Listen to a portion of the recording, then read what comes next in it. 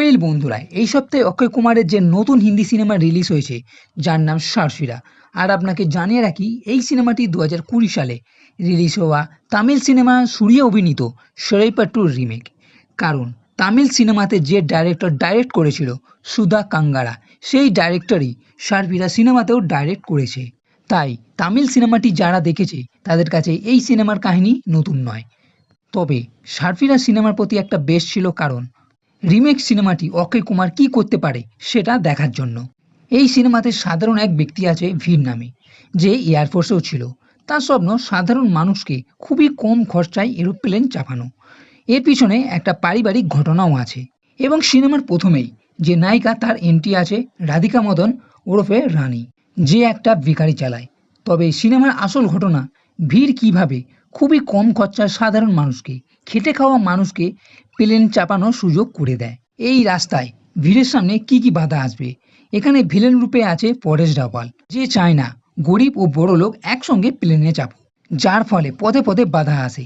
ভীরের অদম্য ইচ্ছা, না হার মানা, কিভাবে এক যুগের পরিবর্তন হয়, সেই ঘটনা হচ্ছে এই সিনেমার গল্প। তবে এটাও জানিয়ে রাখি যে এই সিনেমার গল্প সত্যিকারের রিয়েল লাইফ স্টোরি, যেটা 2000 সালের দিকের ঘটনা। তো এই সিনেমাটি দেখার পর নিঃসন্দেহে বলতে পারে অক্ষয় কুমার জি জান লাগিয়ে দিয়েছে এই সিনেমাতে। সিনেমার গল্প যেহেতু ভালো, তাই সিনেমার কোথাও এতটুকু খামতি আপনি দেখতে পাবেন না। সিনেমাতে প্রথম দিকে হালকা করে ভীর ও রানীর প্রথম দিকে বিয়ের জন্য যে দেখাশোনার একটা বিষয় আছে, সিন আছে, সেখানে কমেডি সিন দেখতে পাবে। এবং ভীরের এই উড়ানের পথে যখন বাধা আসে, তখন সেখানে কিছু ক্ষেত্রে ইমোশন সিনও আছে। এবং এটাও বলবো, আপনি যদি আগে থেকে তামিল সিনেমাটি দেখে না থাকেন, তাহলে এই সারফিরা সিনেমা আপনার নিঃসন্দেহে ভালো লাগবে। অক্ষয় কুমারের আগের সিনেমাগুলো চূড়ান্তভাবে ফ্লপ গেছে, তবে এই সিনেমাটি সব দিক থেকে ভালো রেটিং পেয়েছে, বিশেষ করে ক্রিটিকদের থেকে।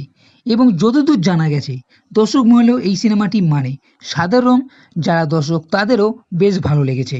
তার কারণ সিনেমাতে একের পর এক এমন সব ঘটনা আছে যা আপনাকে সিনেমার শেষ পর্যন্ত দেখতে বাধ্য করাবে। তাই আমার সঙ্গে একটা ভালো সিনেমা দেখতে চান, তাহলে এই সারফিরা সিনেমাটি আপনি নিশ্চিন্তে দেখে নিতে পারেন। আর সিনেমার শেষের দিকে হালকা করে একটা টুইস্টও আছে, যা স্পয়লার হিসাবে আমি আপনাকে জানিয়ে রাখি। আর সেটা হলো, সরাইপাট্টুর যে হিরো ছিল সূর্যা, তার একটা ছোট করে কেমিও রোল। তাই এটা বলবো যে সরাইপাট্টু সিনেমাটি সিনেমা হলে গিয়ে দেখার মতো একটা সিনেমা। তাই দেরি না করে এই সিনেমাটি যদি দেখার ইচ্ছা থাকে, তাহলে দেখে নিতে পারেন। তো বন্ধুরা, এই ভিডিও যদি ভালো লেগে থাকে তাহলে লাইক করো, কমেন্ট করো, শেয়ার করো।